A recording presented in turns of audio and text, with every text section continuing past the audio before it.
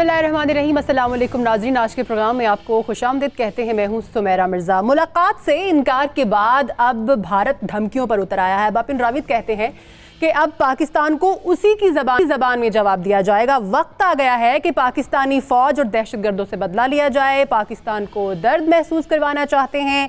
अगली कार्रवाई के लिए हम तैयार हैं, जो कि एक सरप्राइज़ है, जिस पर DGISPR की तरफ से एक स्ट्रॉन्ग रिस्पॉन्स सामने आया है कि हम जंग के लिए तैयार हैं, लेकिन हम अमन चाहते हैं। पाकिस्तान को दहशतगर्दी का निशाना बनाया गया, बड़ी कीमत अदा करके अमन हासिल किया है, अमन कायम किया है। अब इस अमन को ख़राब नहीं होने देंगे। इसके अलावा ये बयान भी सामने आया है DGISPR की जानिब से कि भारतीय फ़ौज करप्शन के इल्ज़ामात में घिरी हुई है। इससे तवज्जो हटाने के लिए ऐसे बयानात दिए जा रहे हैं। इस पर हम डिस्कशन करेंगे। इसके अलावा प्रोग्राम में हम बात करेंगे मियां नवाज शरीफ ने जेल से आते ही सियासी सरगर्मियाँ जो हैं वो शुरू कर दी हैं, उनका आगाज़ कर दिया गया है। ज़िमनी इलेक्शन पर ये किस तरह से कारआमद होंगी, इस पर हम बात करेंगे। इसके अलावा नून लीग का जो डैमेज है अब मियां साहब किस हद तक रिपेयर कर पाएंगे भी या नहीं, बात करेंगे। मेरे साथ जो प्रोग्राम में मेहमान शामिल हैं उनका तारुफ करवाना चाहूँगी। सबसे पहले इरशाद अहमद आरिफ साहब मेरे साथ प्रोग्राम में मौजूद है लाहौर स्टूडियो से। सर, आपको वेलकम करती हूँ। राव खालिद साहब भी प्रोग्राम में हमारा साथ दे रहे हैं, सर आपको भी वेलकम करती हूँ। अयाज वज़ीर साहब भी प्रोग्राम में हमारे डिस्कशन में हमारा साथ देंगे, साबिक सफारतकार हैं आप, सर आपको भी प्रोग्राम में वेलकम करती हूँ। और अहमद उवैस साहब भी हमारे साथ प्रोग्राम में मौजूद हैं, उनसे कानूनी राय लेंगे। सर आपको भी प्रोग्राम में खुशामदीद कहती हूँ। इरशाद साहब, शुरू आपसे करूँगी। भारतीय आर्मी चीफ कहते हैं कि पाकिस्तान को उसकी ज़बान में जवाब देंगे। वक्त आ गया है कि इनसे बदला लिया जाए। धमकी लगा कौन रहा है और लगा किसको रहा है? देखिए, ये पहले भी बिपिन रावत साहब एक दफ़ा धमकी दी थी, बल्कि ये दावा किया था कि उन्होंने सर्जिकल स्ट्राइक की है पाकिस्तान पर। जी जी। लेकिन जब पार्लियामेंट में मोदी गवर्नमेंट से पूछा गया कि आप सबूत पेश करें, तो वो अपनी पार्लियामेंट में भी कोई सबूत पेश नहीं कर सके। कुछ आके वो आलमी मीडिया में कोई सबूत पेश करते या दुनिया को दिखाते कि जी देखें फ़लाँ जगह पर हमने स्ट्राइक की, इतने फ़ौजियों को या फ़ौजी डिपो को या किसी और जो फ़ौजी इज्तिमा था उसको निशाना बनाया। कोई ऐसी शहादत सामने नहीं आई। अब इस वक्त इंडिया में मसाइल क्या हैं? पहली बात तो यह है कि साबिक फ्रांसीसी सदर का ये इल्ज़ाम लगाना कि बाकायदा वहाँ जो हथियार ख़रीदे गए भारतीय फ़ौज के लिए उसमें करप्शन हुई बड़े पैमाने पर, और उसमें नरेंद्र मोदी भी शरीक है। ज़ाहिर बात है भारतीय फ़ौज का सरबराह मौजूदा या साहब का वो भी शरीक होगा और बहुत सारे लोग होंगे। एक इतना बड़ा इल्ज़ाम है जिस पर राहुल गांधी ने कहा है कि नरेंद्र मोदी को न सिर्फ इस्तीफ़ा देना चाहिए बल्कि एक कमीशन भी कायम करना चाहिए। सही। दूसरा, वहाँ इलेक्शन हो रहे हैं और मोदी ने इलेक्शन जो है वो पाकिस्तान दुश्मनी पर, मुसलमान दुश्मनी पर हमेशा जीता है, खा वो गुजरात के सूबाई इलेक्शन हूँ या ये जनरल इलेक्शन हूँ जिसके नतीजे में वो वज़ीर आज़म बना है। ये है। तीसरा इशू जो फ़ौज के अंदर है कि वो इतनी बददिल फ़ौज है कि उसके फ़ौजी हर चौथे दिन कोई ना कोई एक वीडियो आई होती है कि जी वहाँ खाने को कुछ नहीं मिलता, हमें रहने को नहीं, हमें वर्दियाँ नहीं मिलती हमारे। और ये रिपोर्टें इंडियन अखबारात शाये कर चुके हैं कि वहाँ जो ख़रीदारी हुई हथियारों की, नाक़िस हथियार ख़रीदे गए और जो ख़ुद तैयार किए जाते हैं वो इस कदर नाक़िस हैं कि वो पाकिस्तान के मुकाबले में जंग में कारआमद हो ही नहीं सकते। ये सारे इल्ज़ामात जो लग रहे हैं उससे तवज्जो हटाने के लिए ज़ाहिर बात है यही हो सकता है कि मीडिया की तवज्जो मबजूल कराई जाए, बजाय इसके कि वो करप्शन पर, नाअहली पर और जो गैर सफारती रवैये हैं, मुसलमान दुश्मनी है उस पर हो। वो ये कर दिया जाए कि उसका रुख पाकिस्तान की तरफ कर दिया जाए और ये बताया जाए कि जी भारत इस वक्त शदीद ख़तरे में है और भारत को बचाने के लिए हमें नरेंद्र मोदी की नाअहली पर, करप्शन पर और मुस्लिम दुश्मनी पर तवज्जो नहीं देनी चाहिए, बल्कि सिर्फ़ और सिर्फ ये देखना चाहिए कि पाकिस्तान हमारे ख़िलाफ़ क्या कर रहा है। वरना आप देखिए 24 जुलाई को एक टिकट जारी होता है डाक का। जी। उसको इशू बनाया जाता है 21 सितंबर को, 3 महीने के बाद उनको याद आता है। तो सीधे सीधे एक बहाना साजी है, हीला जोई है। तो मौजूदा हुक्मरानों को इस माजी के जो मलबा है या माजी के बोझ से निजात हासिल करनी चाहिए। समझना चाहिए कि हिंदू कांग्रेस हो या बीजेपी हो, हिंदू क़यादत जो है ना पाकिस्तान के वजूद को कभी तस्लीम किया है, सही। ना वो आइंदा तस्लीम करेगी। उसके साथ उसकी ज़ुबान में बात करेंगे तो फिर वो राह रास्त पर आएगी। अगर हम माज़त खाना रवैया अख्तियार करेंगे, हम मिन्नत समाजत करेंगे, मुज़ाकरात की भीख मांगेंगे, अमन की भीख मांगेंगे, वो कभी भी। सर आपकी बात का अगर मैं करेक्ट निकालूं तो हथियार नाकिस हैं, फौज बददिल है और करप्ट है और धमकी लगा रहे हैं किसको जी? पाकिस्तान को। अयाज वजीर साहब, ताल्लुकात को बेहतर करने की पाकिस्तान की जो पॉजिटिव एक कोशिश की गई थी उसका इतना नेगेटिव जवाब आया है। ये हरकतें पाकिस्तान को डराने के लिए तो नहीं की जा रही कि उसके बाद मुज़ाकरात की बात ही ना की जाए, जिस पर बात करने के लिए भारत के पास कुछ है ही नहीं। देखिए, ये हिंदुस्तान ही के खिलाफ जाएगी क्योंकि हमने कोई धमकी नहीं दी, हमने कोई गलत बात नहीं की। हम हमेशा कहते हैं कि आए मिल बैठ के सारे मसाइल का हल ढूंढ लेते हैं, बात करते हैं। अभी भी इमरान खान साहब ने, अगर याद हो, अपनी पहली तकरीर में उन्होंने कहा था ख़ासकर अफ़गानिस्तान और हिंदुस्तान के बारे में कि उनके साथ ताल्लुकात वो बेहतर करना चाहते हैं, बल्कि हिंदुस्तान के बारे में तो कहा था कि अगर वो एक कदम आगे बढ़े तो हम दो कदम आगे बढ़ जाएंगे। और अभी उन्होंने ख़त में तजवीज़ दी थी, फिर उसके रिएक्शन में हिंदुस्तान माना कि न्यूयॉर्क में उनके वज़ीर ख़ारजा और हमारे वज़ीर ख़ारजा मिल बैठ जाएंगे, बातचीत कर लेंगे। और फिर उसी अपनी बात से वो फेर गए जो कि अनप्रेसिडेंटेड शायद हो डिप्लोमेटिक रिलेशंस में, कि एक मरतबा आप वादा कर लेते हैं फिर उसे बग़ैर किसी ख़ास वजह के आप बहाने ढूंढते हैं, उस पे आप उसको कैंसिल कराते हैं। हम कहते हैं हम सब चीज़ों पे बात करने को तैयार हैं, आओ मिल बैठ के कश्मीर समेत सब चीज़ों पे बातचीत करते हैं। अब वो बातचीत से भाग रहे हैं, तो जो आदमी बातचीत से भागता है जाहिर बात है उसके अंदर कोई प्रॉब्लम है, वो मेन इशू को एड्रेस ही नहीं कर सकते। मुझे लगता है हिंदुस्तान के पास किसी भी इशू के बारे में जब बातचीत होगी तो कोई सॉलिड बात शायद नहीं है। ख़ासकर कश्मीर के बारे में आप देख ले, कश्मीर में लोकल अपराइजिंग है, वो कितना भी पाकिस्तान को मुर्द इल्ज़ाम ठहराने की कोशिश करे लेकिन दुनिया अब मानने को तैयार नहीं है। दुनिया के पास और भी शवाहिद आ गए हैं कि कश्मीरी लोग खुद उठ खड़े हुए हैं। वहाँ पे हिंदुस्तान की कितनी ज़्यादा फ़ौज वहाँ है जो रोज़ मजालिम करते हैं, तो उनका क्या जवाब देंगे? हम तो सब कुछ हिंदुस्तान के कहने के बावजूद कहते आ रहे हैं कि आए मिल बैठ के बातचीत के ज़रिए मसले हल करते हैं। अगर दुनिया में देख ले तो बाकी मुल्कों में भी बड़े कॉन्फ्लिक्ट हुए हैं, जंगें हुई हैं, लेकिन उसके बाद मामलात बातचीत के ज़रिए हल हुए हैं। लेकिन हिंदुस्तान के एक तो अंदरूनी शायद इलेक्शन वाला मसला है, आने वाले दिनों में साल में इलेक्शन है, तो वो पाकिस्तान बेशिंग पे ही जीतेंगे। तो अगर पाकिस्तान के साथ बातचीत कर ले और मेज़ पे वो हार जाए तो फिर अपने मुल्क में अपने लोगों को पाकिस्तान के खिलाफ क्या बात करेंगे? तो इसकी और कोई वजह नहीं है, सिर्फ इलेक्शन जीतना है। बाकी ये जितना इनकार करेंगे मैं समझता हूँ कि वो दुनिया में मज़ीद उसकी पोजीशन कमज़ोर होती जाएगी।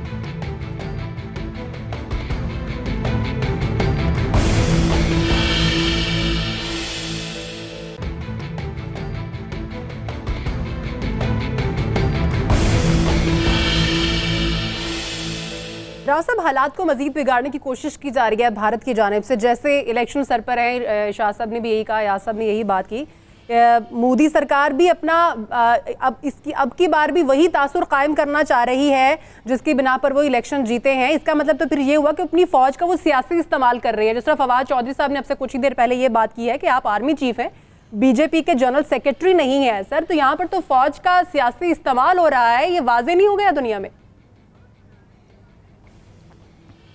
ये ऑब्वियसली एक आपको दावत दी गई, उसके जवाब में आपने रद्द-ए-अमल दे दिया व्हाटएवर। उसके बाद ये आर्मी चीफ के ज़रिए इस मामले को इतना बिगाड़ने की क्या ज़रूरत थी? बयान की हद तक ही सही, हालांकि ये बड़ी सही बात की कि वो जो बपन मियाँ हैं अपनी फ़ौज को रोटी तो दे नहीं सकते, तो लड़ाई क्या करेंगे बेचारे, वो किससे लड़ेंगे? तो अपनी फ़ौज को संभाले, वो उनको बेहतर करे हालात। फिर ये बिल्कुल ठीक बात है, 58,000 करोड़ का स्कैंडल है। राफेल जो उनका जहाज़ मिल के बना रहे हैं, फ्रांस के साथ, तो फ्रांसिस होलांद ने जो स्टेटमेंट दिया, उसने कहा मुझे मोदी ने मजबूर किया कि भाई ये फ़लाँ रिलायंस कंपनी है अंबानी साहब की, उनके साथ आप कोऑपरेशन करें, उनके साथ आप जॉइंट वेंचर करें, जबकि उनके पब्लिक सेक्टर में उनकी बहुत बड़ी एरोनॉटिकल इंडस्ट्री मौजूद है जो ऑलरेडी रशिया के साथ मिलकर जहाज़ मिग वगैरह बनाने की कोशिश करती रही है, कामयाब नहीं हुई, अलग बात है। तो इतना बड़ा स्कैंडल मौजूद है। उसके बाद अप्रैल में बिल्कुल ऑब्वियसली आ रहे हैं आगे इलेक्शंस। लेकिन एक जो बुनियादी बात है, आप ये तारीख उठा के देख ले पाकिस्तान और इंडिया की, जब भी आप कश्मीर के ऊपर कोई रीज़नेबल प्रोग्रेस करने की कोशिश करती है, रीज़नेबल बात करने की कोशिश करती है, तो वो इसी किस्म का कोई ना कोई झगड़ा या कोई ख़राबी या उसके कोई ना कोई बहाना जो है ना वो बनाना शुरू कर देते हैं। अब दोबारा से उनको बड़े अरसे बाद ये लगा कि ये लीडरशिप जो आई है ये कश्मीर के ऊपर बहुत सीरियस है और ये इंटरनेशनल फोरम पे भी जाके बात करेगी। अभी यूएन के इजलास में होनी है ये बात, ऑब्वियसली होनी है। तो उनको पता था कि ये बहुत सीरियसली इस मामले को लेके आगे चलेंगे, तो वो एकदम से उन्होंने उसके खराबी पैदा शुरू कर दी। इतनी 1-2 दिन में आप देखें कहाँ से चीज़ को कहाँ पे ले गए हैं वो। तो उनकी बदनीयती ये जाहिर करती है कि वो नहीं चाहते कि कश्मीर के मामले में कोई बात की जाए। एक शिमला मुआहदा हुआ था जिसमें आपने क्योंकि बायलैटरल कर दिया उसमें कि हम बायलैटरल बात करेंगे, उस पर थोड़ा सा उन्होंने राजी होकर इंदिरा गांधी ने भुट्टो साहब से बातचीत कर ली थी। लेकिन जब आप इंटरनेशनल फोरम की बात करते हैं, जो होना चाहिए यूनाइटेड नेशंस का, ये बायलैटरल इशू नहीं है, ये इंटरनेशनल इशू है, यूनाइटेड नेशंस के अंडर हुआ है।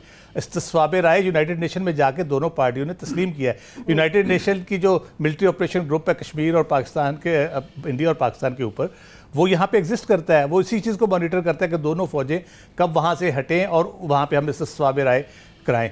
लेकिन नहीं कराते। अगर इंडिया को एक दिन भी ये यकीन हो कि हमारे हक में होगा तो उसी दिन वो करा देंगे। तो ये बुनियादी तौर पे वो बदनीयती है जो मुसलसल पिछले 70 साल से चली आ रही है, और जब भी वो संजीदगी देखेंगे आप देखिएगा हमेशा इसी तरह रिएक्ट करेंगे। ठीक है। अच्छा अहमद उवैस साहब, जिस तरह से भी बात कर रहे थे राव साहब भी कि पिछली एक हुकूमत की बात कर रहे थे कि वो सीरियस थे मसला कश्मीर को लेकर, अब अगर हम मौजूदा हुकूमत की बात करते हैं तो वो भी हम देख रहे हैं कि सीरियसनेस शो करवा रही है टूवर्ड्स मसला कश्मीर। तो सर आलमी कवानीन क्या कहते हैं? इंडिया का चेहरा तो अब खुलकर सामने आ रहा है कि वो किसी सूरत भी मुज़ाकरात करना ही नहीं चाहता। आलमी कवानीन को सामने रखते हुए इस मसले को कैसे हल किया जा सकता है, मसला कश्मीर को? देखिए, आलमी कवानीन जहाँ तक आलमी कवानीन का ताल्लुक है वो बहुत क्लियर है, क्योंकि जो कश्मीर में जो 2 रेजोल्यूशन वहाँ पे करवाए गए थे प्लेबिसिट के मुतल्लिक, जी। वो दोनों रेजोल्यूशन जो थे वो नेहरू साहब ने, पंडित नेहरू ने वो वहाँ पे पुट किए थे। आप इससे अंदाज़ा लगा लीजिए, ये तो प्लेबिसिट का रेजोल्यूशन हमारा नहीं है, ये इनका वहाँ पे दिया हुआ है। बिल्कुल सही। और उसके बाद ये बात तो बड़ी क्लियर है, उसके बाद ये हुआ कि जब शिमला मुआहदा हुआ तो वहाँ पर बायलैटरलिज्म की बात आ गई कि जी आपस में बैठ के बात करेंगे, लेकिन रेजोल्यूशन जो वहाँ पे भी मौजूद हैं और बायलैटरल गुफ्तगू पे भी ये तैयार नहीं है। असल में बात ये है कि ये मोदी साहब जो है ना, वो उन्होंने एक जो वॉर फोबिया जो है और मुस्लिम दुश्मनी, मुसलमान दुश्मनी की बुनियाद पे, पाकिस्तान दुश्मनी की बुनियाद के ऊपर उन्होंने पिछला इलेक्शन लड़ा था, और वो काट की हंडिया थी, एक दफ़ा वो चढ़ गई, लेकिन बार बार नहीं हो सकता, वो ख़त्म हो गई।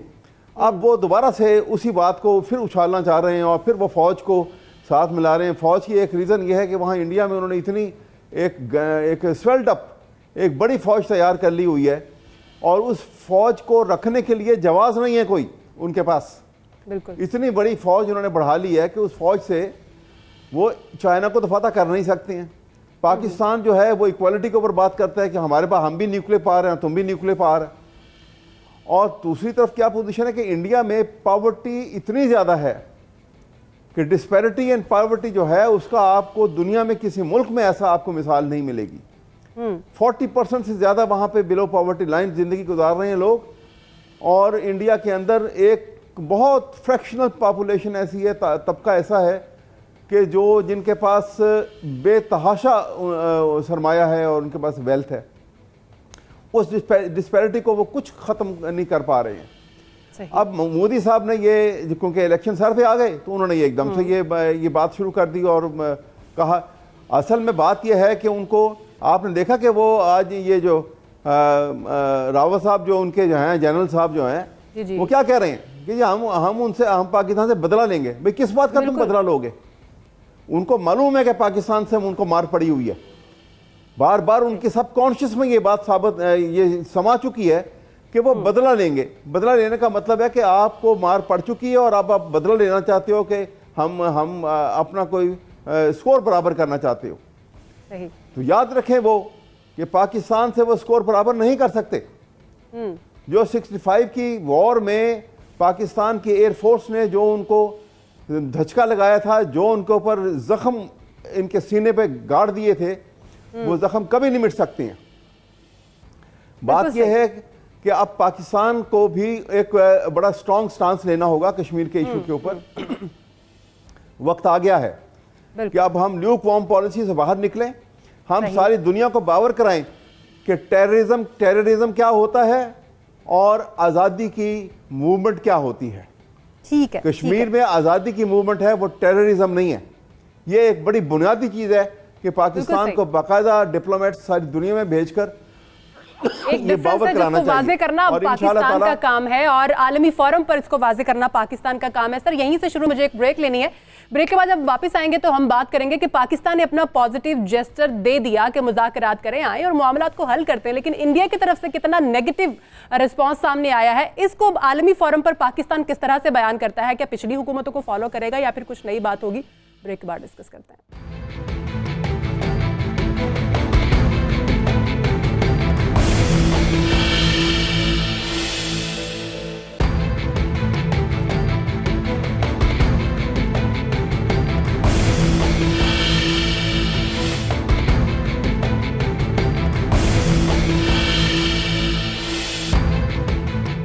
ब्रेक के बाद हाजिर है नाजरीन। इरशाद साहब, अब मौका है पाकिस्तान के पास, क्योंकि इससे पहले हमने बात की थी कि जब इनकार सामने आया था भारत की तरफ से इस मुलाकात पे, जो दोनों वज़रा ख़ारजा की जो मुलाकात होनी थी उस पर जब इनकार सामने आया, तब भी हमने ये बात की थी कि पाकिस्तान के पास अब बहुत अच्छा मौका है कि अपने इसी बात को लेकर आलमी फोरम पर जाए और उनका रद्द-ए-अमल बताए। लेकिन अब उससे भी अच्छा मौका है कि जो भारतीय फौज की तरफ से जो बात आई है सामने, आज जो बयान आया है, ये तो एक और पॉजिटिव पॉइंट हो गया ना पाकिस्तान के पास अपने मौक़िफ़ को स्ट्रॉन्ग करने के लिए।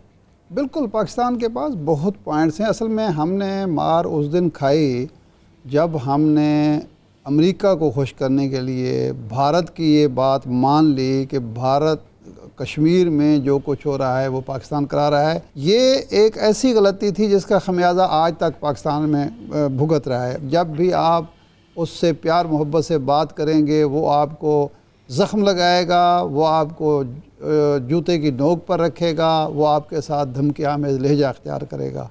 जब तक हम लियाकत अली ख़ान की ज़ुबान में बात करते रहे, कायद आज़म की ज़ुबान में बात करते रहे, उस वक्त तक या जुल्फ़िकार अली भुट्टो की ज़ुबान में बात करते रहे, भारत की तरफ से ये होता था मुज़ाकरात मुज़ाकरात मुज़ाकरात। बिल्कुल सही। जब हमने वो ज़ुबान तर्क कर दी अमेरिका के कहने पर या अपनी कमज़ोरी की वजह से, और हमने कहा कि जी बड़ा भाई है, बड़ी जमहूरियत है, अब वक्त आ गया है कि हमें आलमी फोरम्स पर ये बावर कराना चाहिए कि जनाब इस खित्ते में दहशतगर्दी जहाँ भी हो रही है, खा वो नेपाल में हो रही है, वो श्रीलंका में हो रही है, वो बांग्लादेश में हो रही है, पाकिस्तान में हो रही है, अफ़गानिस्तान में हो रही है, उसके पीछे भारत है। बिल्कुल। नंबर 1। नंबर 2, खित्ते का अमन और इस्तेहकाम ख़तरे में है, उसका ज़िम्मेदार भारत है। क्योंकि भारत जो है उसके सारे वसाइल उसने अपनी जो वार इंडस्ट्री है उस पर लगा दी हैं। ऐसा ही है, उसने सारे वसाइल जो हैं गुर्बत के खात्मे पर नहीं लगाए,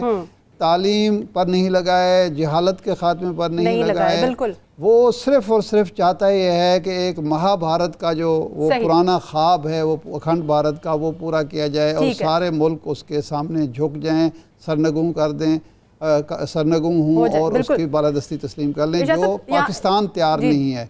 ये बात अगर हम दलाइल के साथ, मंतिक के साथ दुनिया को बावर कराते हैं, अपने जो मुसलमान भाई हैं और दूसरे दोस्त हैं, चीन है, उनको साथ मिला के ये डिप्लोमेसी करते हैं, तो कोई वजह नहीं कि दुनिया हमारी सिफारतकार भी तो अपना बहुत अच्छा रोल प्ले कर सकते हैं ना। अयाज वजीर साहब, यही बात लेकर आपके जानिब अगर आऊँ, हम देखते हैं कि इंडिया जो है अपनी गलत बात को भी आलमी फोरम पर जब लेकर जाता है तो इस तरह के दलाइल देता है या इस तरह के पैंतरे आजमाता है कि वो बात गलत जो है वो भी ठीक साबित कर देता है वहाँ पर। तो सर क्या कहेंगे, पाकिस्तानी सिफारतकार जो हैं वो अपना रोल किस हद तक प्ले कर सकते हैं, किस तरह का रोल प्ले कर सकते हैं, क्योंकि अब हम हक बजानिब हैं, अब ये तमाम चीज़ें जो हैं वो खुलकर सामने आ गई, अब दुनिया देख रही है। आपको नहीं लगता कि जो हमारे सिफारतकार हैं they have very best platform कि पाकिस्तान का अच्छा जो इमेज है वो आलमी सतह पर उजागर किया जाए, मस्बत तरीके से इसको प्रूव किया जा सके?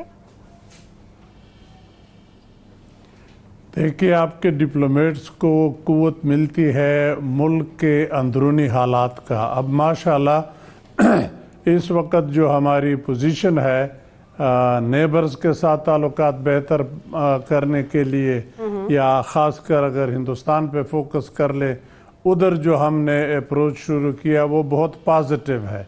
तो ये आपके डिप्लोमेट्स के पास बहुत बड़ी तक़वियत आ जाती है, बहुत बड़ी अच्छी आर्गूमेंट उनको मिल जाती है कि भाई हम हिंदुस्तान के साथ तो न जंग करना चाहते हैं, न जंग की ज़बान इस्तेमाल करते हैं। वो अगर होती है तो आप देख ले उनके हाथ से है, हमारे हाथ से कोई नहीं है। हम तो हमेशा मंतक की बात करते हैं, दलील की बात करते हैं, डिप्लोमेसी की बात करते हैं।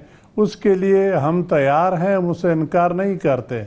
अगर वो मल्टीलेटरल फोरम के लिए तैयार है, हम उसके लिए तैयार है। अगर शिमला अकॉर्ड के मुताबिक बायलेटरल करना चाहते हैं, हम उसे भी नहीं भागते। आज बायलेटरल तो हम कहते रहते हैं कि आओ हम बातचीत कर लेते हैं, उससे वो इनकारी है। मल्टीलेटरल जब बारी किसी की आ जाती है तो हिंदुस्तान चुप जाता है कि नहीं, शिमला अकॉर्ड में बायलेटरल है। जब बायलेटरल की हम बात करते हैं वो कहते हैं नहीं, अब सिर्फ टेररिज्म पे बात होगी, बाकी चीज़ों पे नहीं होगी। तो हिंदुस्तान की अब आर्गूमेंट रोज़ बरोज़ मैं समझता हूँ कमज़ोर होती जा रही है। हमारी आर्गूमेंट मज़ीद तक़वियत पकड़ती है, मज़ीद दलाइल या हकीकत या सॉलिड प्रूफ्स के साथ हमारे हाथ मजबूत हो जाते हैं। तो आप हर फोरम पे अब हिंदुस्तानी डिप्लोमेट के, हिंदुस्तानी डिप्लोमेसी के बिल्कुल कड़े होके मुकाबला कर सकते हैं, कन्फ्रंट कर सकते हैं। अपने बहुत ही सख्त नाक़िदीन को भी आप कायल कर सकते हैं कि देखे आपके जो कंसर्न है, आइए हम सब एड्रेस करते हैं, लेकिन हमारा मेन इशू हिंदुस्तान के साथ कश्मीर है, उसको हम पीछे नहीं डाल सकते। वो डिस्कशन के अंदर आएगा, उसके लिए हिंदुस्तान को बातचीत के लिए बिठाना पड़ेगा। लेकिन अगर वो बहाने ढूंढता है कि उसको अब अमेरिका हाथ आया है, अमेरिका के अपने इंटरेस्ट है, वो हिंदुस्तान को इस्तेमाल करना चाहता है, चीन और रूस के इस रीजन में पेशकदमी को या असर को ज़ायल करने के लिए, तो अब हिंदुस्तान जो कहता है अमेरिका तकरीबन वही ज़बान इस्तेमाल करता है। लेकिन अमेरिका भी आहिस्ता आहिस्ता समझ रहा है, कल परसों से वहाँ से भी पॉजिटिव सिग्नल आ रहे हैं। तो ये मैं समझता हूँ बड़ी अच्छी बात है, इसको हमें इस्तेमाल करना चाहिए। ठीक है, इजहारुल हक साहब ने भी हमें ज्वाइन कर लिया है, उनसे भी बात कर लेते हैं। इजहार साहब, जिस तरह से जो मौजूदा सिनेरियो है उसके ऊपर हम बात कर रहे हैं सर, अभी हमारे जो एनालिस्ट हैं वो यही बात कर रहे थे कि पिछली जो हुकूमतें थी उन्होंने भारत और इंडिया को खुश करने की गलतियां की, लेकिन जो मौजूदा हुकूमत है उसका नैरेटिव आपके सामने है। दो टोक मौक़िफ़ है उनका अमेरिका के बारे में भी और इंडिया के बारे में जो है वो 2-3 दिन से हम देख ही रहे हैं कि पाकिस्तान का या हमारे जो वज़ीर आज़म है उनका क्या रिस्पांस सामने आ रहा है। सर, ये बड़ी पॉजिटिव बातें हैं, मुल्क के अंदरूनी हालात भी बेहतर अब होने जा रहे हैं और उम्मीद भी है कि बेहतर हो भी जाएंगे।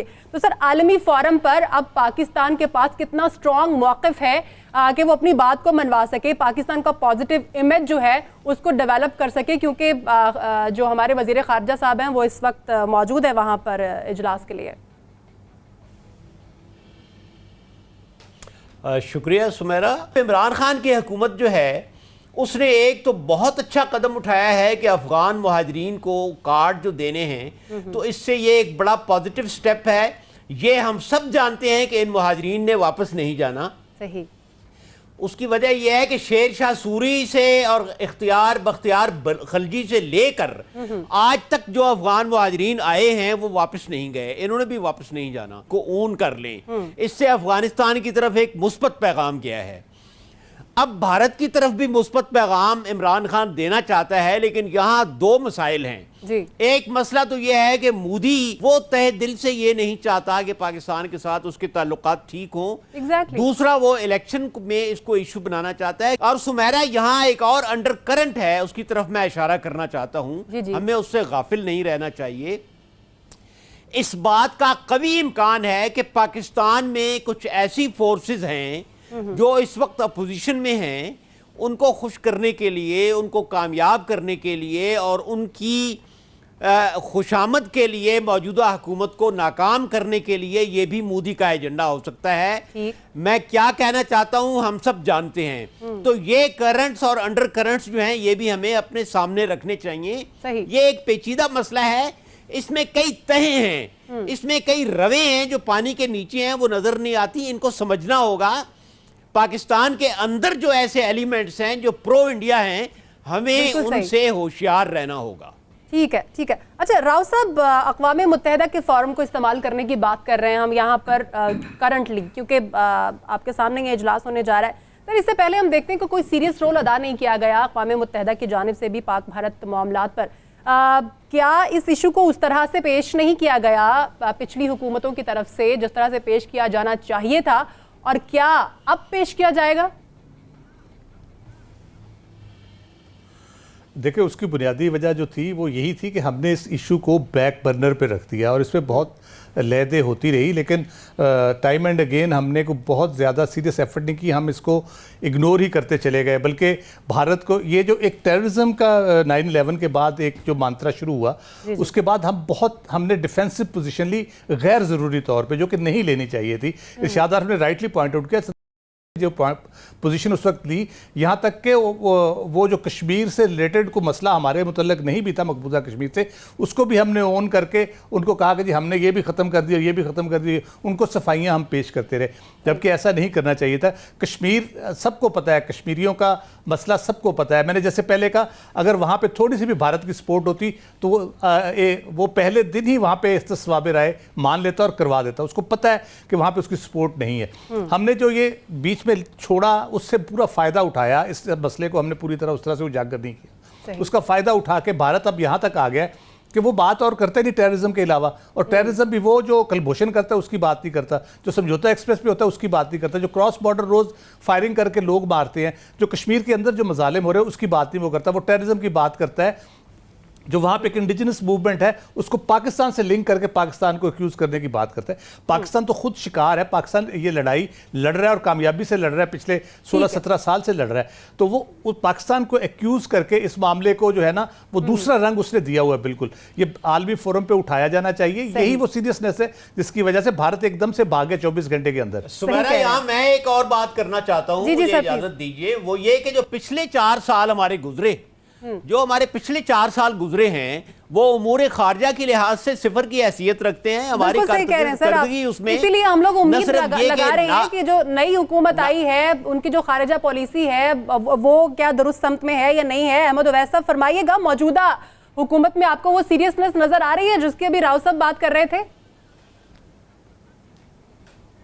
बात यह है कि वक्त आ गया है कि हम कश्मीर के इशू को पूरी सीरियसनेस के साथ इंटरनेशनल फोरम पर टेकअप करें और ये बावर करा दें कि आज़ाद कश्मीर के लोग जो हैं वो कश्मीरी मूवमेंट के अंदर अगर अपने आदमी उनके लड़ने जाते हैं तो उनका राइट है। ये सही, ये मेरे ख्याल में वक्त आ गया है इस बात का। मैं आपको बताऊं कि जैसे वो अल्लामा ने कहा था ना कि अफसोस सद अफसोस की शाही ना बना तू, देखे ना तेरी आंख ने फिदरत के इशारात, तकदीर के काजी का ये फतवा है अजल से, है जुर्म ज़ईफ़ी की सज़ा मर्ग मफाजात। अगर हम कमज़ोरी दिखाते रहेंगे इसी तरह, वो भारत जो है वो हमें आंखें दिखाता रहेगा। तो मैं आपके सामने अर्ज़ ये करना चाहता हूँ कि ये वक्त आ गया है कि पाकिस्तान बाकायदा तौर के ऊपर डिक्लेयर करे कि आज़ाद कश्मीर के लोगों का हक है कि वो कश्मीर की मूवमेंट में शरीक हों। बिल्कुल सही कह रहे हैं सर, बिल्कुल सही भाइयों के साथ। और जो जुल्म हो रहा है उसके अंदर आप देखिए, जब दुनिया को ये एहसास हो जाएगा ना कि कश्मीर जो है ये न्यूक्लियर फ्लैश पॉइंट ना बन जाए कहीं, तो सारी दुनिया इकट्ठी होकर बरादरी जो है इसको मसले को हल करने के लिए आपकी यही बात मैं अयाज वजीर साहब की जानिब लेके चलूंगी। अयाज वजीर साहब, मसला कश्मीर इस वक्त हमारे लिए सबसे ज्यादा इंपॉर्टेंट है। जैसे दहशतगर्दी हमारे लिए एक बहुत बड़ा मसला है, ऐसे मसला कश्मीर भी है। सर पाकिस्तान किस तरह अब रोल अदा करेगा? ये जो तमाम सिचुएशन है इसको सामने रखते हुए, इसको एक कार्ड के तौर पर इस्तेमाल करते हुए मसला कश्मीर को हल करने की कोई उम्मीद नजर आ रही है आपको मौजूदा दौरे हुकूमत में, या एक स्ट्रॉन्ग मौक़िफ़ इख्तियार होता हुआ नजर आ रहा है आपको मौजूदा हुकूमत की तरफ से इस मसले पे? देखिए, मसला कश्मीर बहुत ही मुश्किल मसला है। इतने अरसा, इतने साल इस पे गुजर गए, इसको 1-2 साल में हल कराना मैं नहीं समझता मुमकिन होगा। ये टाइम लेगा। ये हल तलब है, हल हो सकता है, लेकिन इसका इमीडिएटली हल अगर कोई समझता है कि है, मैं उसके साथ एग्री नहीं करूँगा। बहुत ही मुश्किल मसला है। दोनों मुल्क न्यूक्लियर पावर्स हैं, कोई दूसरे से ताकत के बलबूते पे नहीं ले सकते। ठीक है सर, बहुत शुक्रिया आपका। अयाज वजीर साहब, आप हमारे साथ मौजूद हैं। ब्रेक लेते हैं, ब्रेक के बाद जब हम वापस आएंगे तो बात करेंगे कि मियां नवाज शरीफ को रिहा हुए 3 दिन गुजर गए हैं, सियासी तौर पर भी एक्टिव नजर नहीं आ रहे। वजह क्या है? दीगर जो केसेस हैं उनके क्या रिजल्ट्स आएंगे और वो क्या असर डालेंगे मियां साहब की सियासत पर, पाकिस्तान मुस्लिम लीग नून की सियासत पर? ब्रेक के बाद डिस्कस करेंगे।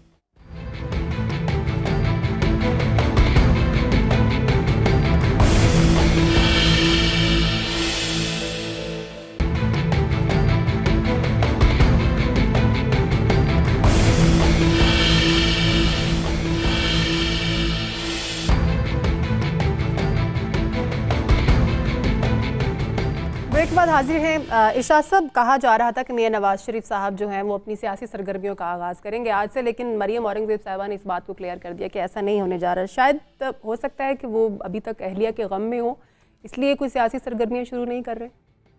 नहीं, ये तो एक नेचुरल सी बात है।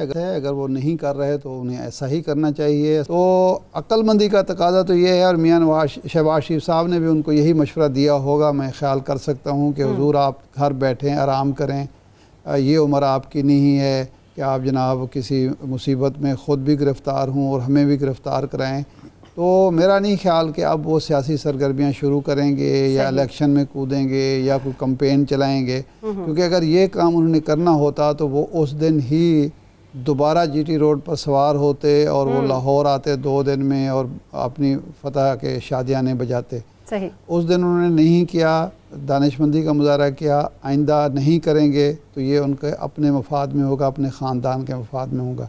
लेकिन अगर वो तुले हुए हैं कि जो बाकी बची खुची सियासत रह गई है मुस्लिम लीग की या उनके ख़ानदान की, उसको भी ख़त्म करना है, हमज़ा और शहबाज शरीफ साहब के लिए भी रास्ते बंद करने हैं सियासत के और पार्लिमानी अमल में, तो वो कर सकते हैं ऐसा।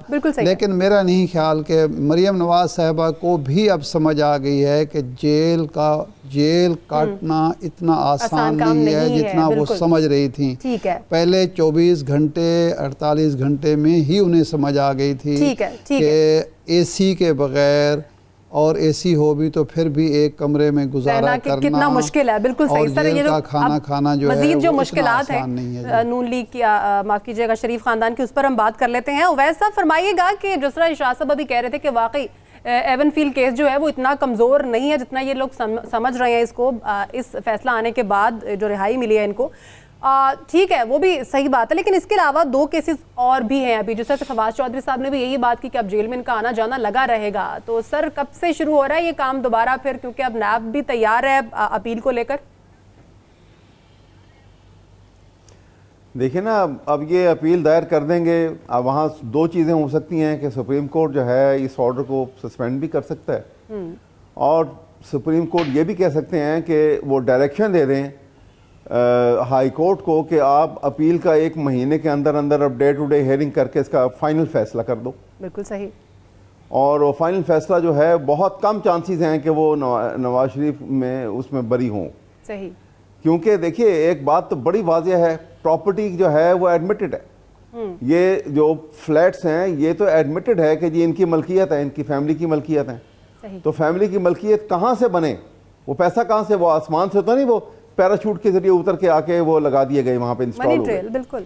वो पैसा कहाँ से आया, वो रिसोर्सेज कहाँ से आए, वो नहीं बता सके अभी तक, वो रिकॉर्ड के ऊपर भी नहीं है कहीं पर। और उनके ऊपर यही जो इल्ज़ाम है वो 9915 का इल्ज़ाम है उनके ऊपर। जी जी, उसके तहत सजा हुई है उनको। इज़हार साहब वाकई कुछ अरसे की जेल से उनका मोराल डाउन हो गया है। मियां साहब का कहा जाता था कि असाब के बड़े मजबूत हैं मियां साहब। जी सुमेरा, पहली बात तो ये है कि आपने उनकी अहलिया की वफात का जिक्र किया है, तो ये इतना बड़ा हादसा है कि रफीक हयात का जुदा हो जाना मियां साहब जैसे ज़रपरस्त और जाह तलब इंसान के लिए भी ये ऐसा सदमा है कि उन्होंने इसका असर यकीनन कबूल किया है। इसमें इससे बाहर निकलना जो है वो हर शख्स को जो जिसकी बीवी के साथ इतनी लंबी रफाकत हो उसका वो अंदाज़ा कर सकता है। सही कह रहे हैं कि सियासत ख़त्म हो चुकी है, और अगर इमरान खान ने ये जो अरसा उसको मिला है इसमें कारकर्दगी अच्छी दिखाई तो मुस्लिम लीग नून का गालिबन यही हश्र होगा जो केपी में इन दूसरों का हुआ है। ठीक है, तो मैं नहीं समझता कि अब उनकी सियासत जो है वो दोबारा जिंदा हो सकती है, बस गई तो गई। ठीक है। अच्छा राव साहब, मियां साहब की जो मुश्किलात आपने सुनी, यकीनन उनसे इनकार नहीं किया जा सकता, लेकिन जाहिर उन्होंने इतना लंबा अरसा सियासत की है, अब अपनी बेटी को भी सियासत में एक्टिव करने के ख्वाह हैं। मुफाहमती सियासत की तरफ जाएंगे वो अब, या मज़ाहमती? वो इस वक्त अपने आप में हैं, जो कुछ भी हैं उन्होंने खुद से डिसीजन लेने हैं, खुद से चीज़ों को लेके चलना है। पहली सियासत की 2000 तक उन्होंने सारी वो सबको पता है किनके कंधों पे बैठ के वो आए और किस तरह से उन्होंने वो सारे रुतबे हासिल किए। उसके बाद वो मुल्क से बाहर चले गए। मुल्क से वापस जब आए तो बेनज़ीर भुट्टो उनके साथ थी, एक बड़ी स्ट्रॉन्ग अपोजिशन उनके साथ थी, उससे उन्होंने फ़ायदा उठाया और फिर साजबाज करके 2013 में दोबारा इक़्तिदार में। अब ये सारी चीज़ें नहीं हैं उनके पास। एक हारी हुई जमात के वो सरबराह अगर अपने आप को कायद जो वो कहते हैं ताहयात बन चुके हैं, तो वो ऐसी हकीकतें जिनका उनको सामना है। और उस हकीकत में ये सबसे बड़ी हकीकत ये है कि इतने स्ट्रॉन्ग केसेस एक में कन्विक्ट हो चुके हैं, आर्जी रिहाई है उनकी, बाकी केसेस चल रहे हैं और इससे मजीद केसेस, उनसे मजीद केसेस खुल सकते हैं। ये मामला लेके साथ चलना और उसके बाद जो हमारे यहाँ जो सियासी सच्चाइयाँ हैं उनका इदराक होना, उसके बाद तो आप अल्लाह ना करे किसी की बीवी फौत हो या ना हो, वैसे ही बंदा हौसला छोड़ जाता है जब इसको सूरत सियासत में देखता है। मेरा नहीं ख्याल को बहुत लंबी सोच रहे होंगे। एक बात मैं कर देता हूँ, इजहार साहब ने बात की थी ज़रा मलफूफ अल्फाज में, वो मैं खुल के कर देता हूँ कि ये जो भारत से रिलेटेड जो चीज़ है, ये अगर आपके ईस्टर्न और वेस्टर्न बॉर्डर दोनों पे इस किस्म की बात शुरू हो जाती है, जी। आपके इंटरनल पॉलिटिकल फोर्सेस जो है, एंटी गवर्नमेंट फोर्सेस हैं, वो इकट्ठा होना शुरू हो जाती हैं, तो फिर ये वो उस चीज़ की इंडिकेशन करेगा कि ये एक बड़ी किसी साजिश का हिस्सा है। वरना यकीनन मोदी साहब अपने इलेक्शन के लिए कर रहे होंगे और यहाँ पे कोई बहुत बड़ी मज़ामती सियासत का इम्कान मुझे तो नज़र नहीं आ रहा। सरेदस्त इरशाद साहब, इसी पर आप कुछ कमेंट करना चाहेंगे? बिल्कुल, देखिए ये इस बात को नज़रअंदाज नहीं किया जा सकता कि पाकिस्तान में जो सियासत होती है उसकी डोरियां भी बाहर से हिलाई जाती हैं, इसमें कोई शक नहीं। और भारत एक बहुत बड़ा स्टेक होल्डर बन चुका है। वो बरमला ये कहते हैं कि हमारी इन्वेस्टमेंट है, मीडिया पर भी है और सियासत पर भी है, सियासी जमातों पर भी है। लेकिन ये वक्त ही बताएगा कि इस वक्त देखें ना, मुस्लिम लीग ये सारा कुछ हो रहा है कि आप पाकिस्तान जो है वो सिर्फ तहरीक इंसाफ का या फौज का तो नहीं है, तहरीक इंसाफ का तर्जमान भी बोल रहा है, फौज का तर्जमान भी बोल रहा है, मुस्लिम लीग के तर्जमान को भी बोलना चाहिए। बिल्कुल सही कह रहे हैं सर, यहाँ पर अपना सबको किरदार अदा करना चाहिए। बहुत शुक्रिया इरशाद अहमद, आपका बहुत शुक्रिया। इजहार साहब, राव खालिद साहब, अहमद उवैस साहब, आपका भी बहुत शुक्रिया। सुमैरा मिर्ज़ा को इजाज़त दीजिए, अल्लाह हाफ़िज़।